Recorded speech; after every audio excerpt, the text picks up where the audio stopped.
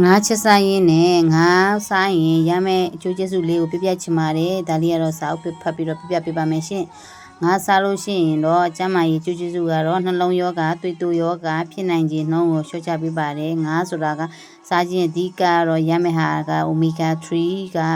ရတာဆိုလူတိုင်းသိမယ်ဖြစ်ပါတယ်เนาะနောက်တစ်ခုကျတော့ပရိုတင်းကကျွေဝတယ်ငါးမှာပါဝင်တဲ့ပရိုတင်းကျွေဝပြီးခန္ဓာကိုယ်ကြည်သွားမှုနဲ့ကြက်ခိုင်မှုကိုလည်းထောက်ပံ့ပေးပါတယ်စီဓာတ်ကိုနေပါမယ်စီးချိုတဲချိုယောဂများကိုလည်းကာကွယ်ပေးပါတယ်အုံနှောက်နဲ့ကျန်းမာရေးအတွက်ထောက်ကူလေးဖြစ်စေပါတယ်เนาะငါးဆိုပြောတဲ့အတိုင်းပေါ့เนาะရန်လဲကျန်းမာရေးညွတ်ပါတယ်ငါးဆို omega 3ရတာဖြစ်တဲ့အတွက်ငါးကိုတော့မဖြစ်မနေစားတောင်းရမယ်လို့ထင်ပါတယ်အာဟာရဆိုမျှမျှလေးစားမှာပေါ့เนาะကျန်းမာမှာပေါ့เนาะဒီဟာလေးကတော့အိမ်မှာငစင်းချက်ရင်းနဲ့ဒီဟာလေးကတော့မျှဝေတာပါဒါဒီနေ့တော့အိမ်မှာငစင်းရိုင်းချက်ထားတဲ့ဟာပေါ့เนาะနောက်ဘုရားရမယ့်ဗီဒီယိုလေးကိုတင်မှာဖြစ်တဲ့အတွက်ကြည့်ချင်ရင်တော့ဒီကောက်လေးကိုပေါင်းနဲ့အသေးလေးပေးခဲ့ပါအောင်เนาะအားလုံးကျေးဇူးတင်ပါတယ်ရှင်